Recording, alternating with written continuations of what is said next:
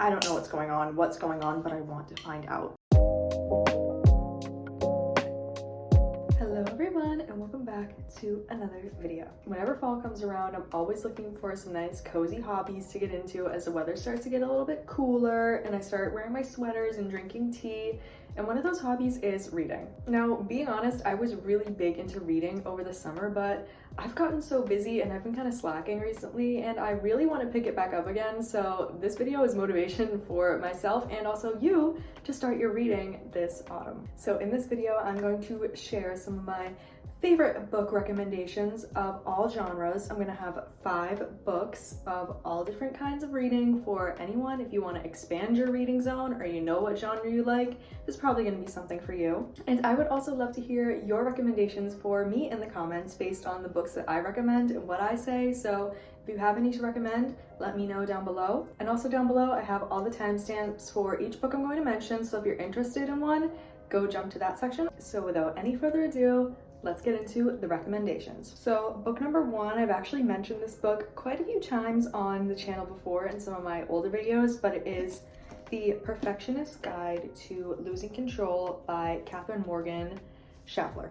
Now, this is a self-development book / psychology book, but I'd probably say it's more of a self-development book. This book is great if you consider yourself a perfectionist, obviously.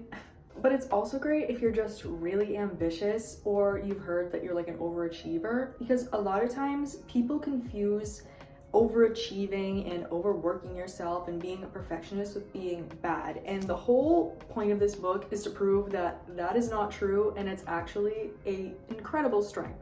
Instead of moving away from that perfectionist label, it helps you embrace it and take those things that might otherwise hold you back, like needing everything to be perfect or needing to have a specific schedule, and it teaches you how to use those things to your advantage so you can excel once you learn how to use those things in your favor.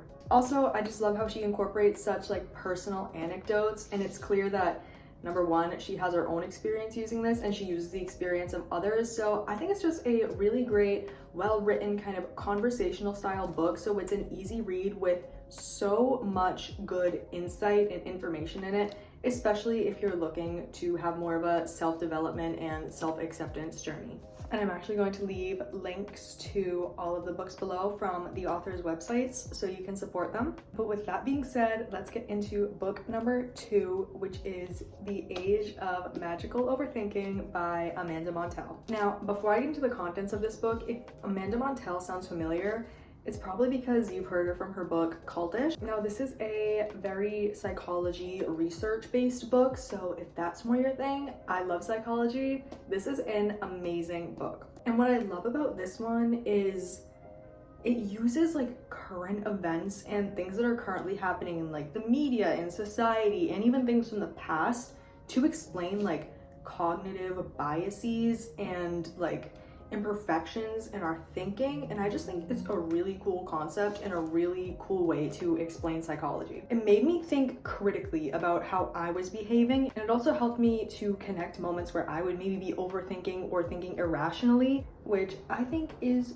so important, especially in today's age with the media and social media and everything. This book does a great job of helping you reflect on your actions and see what the root cause of maybe some of that irrationality is coming from. It's also written, again, in a very entertaining kind of conversationalist tone, and she gets really personal, and it just seems like the book is talking to you, not at you, like a lot of research and more sciencey theory-based books can be. So this is a great read if you want to learn more about current events and how that's impacting people's psychology and cognitive biases.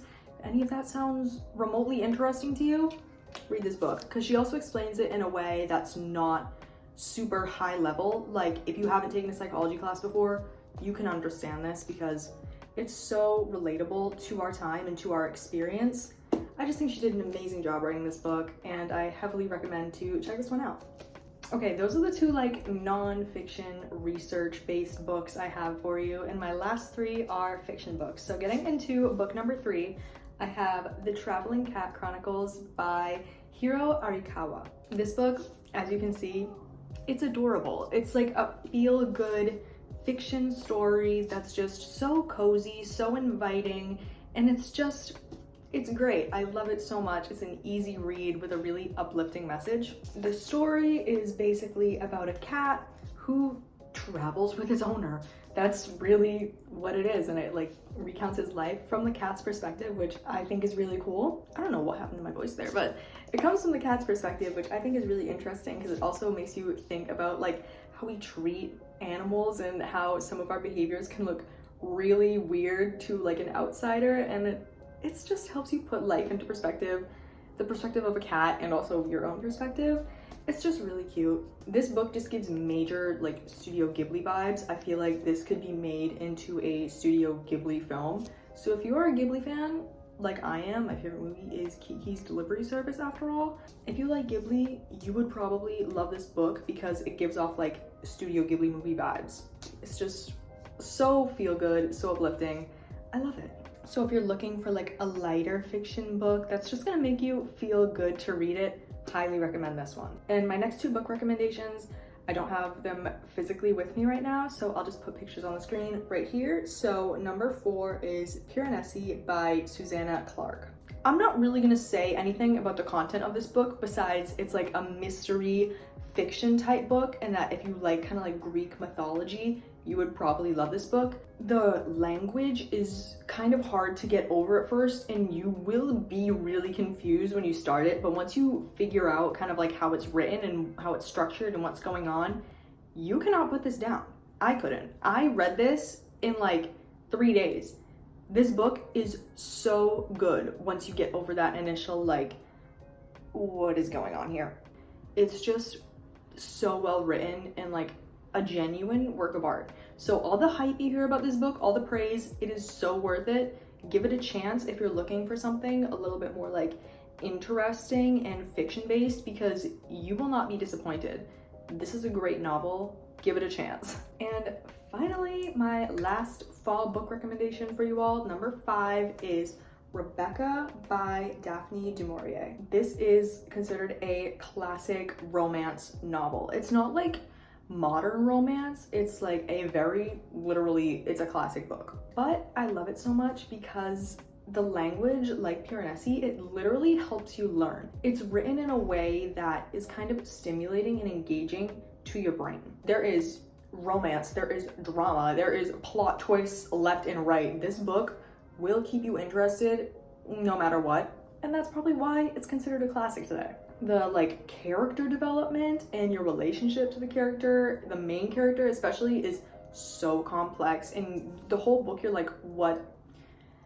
I don't know what's going on, but I want to find out. It's like kind of secretive and you don't really know what's going on, but then once it kind of comes together at the end, it's like, oh my god, this is incredible. And like I said, the way it's written and the writing style really like makes you think, and it's not just like a super easy blow through read. I had to look up some definitions, I had to look up some words, and that made the whole experience so much better because I felt like I was actually learning as I was enjoying the story. And it's just like a fall vibes book. Like, who doesn't love a classic romance novel in the fall? It's just the best. Like, can't get any better. So yeah, those are my recommendations for this fall. Hopefully, I know I didn't include all genres, but I tried to include kind of a wide variety of books, so you could either find a new genre or something that you're already interested in. And I highly, highly recommend you support the authors that I mentioned. I've put their links in the description, so go check them out if you're interested and you're able. This is a reading era, okay?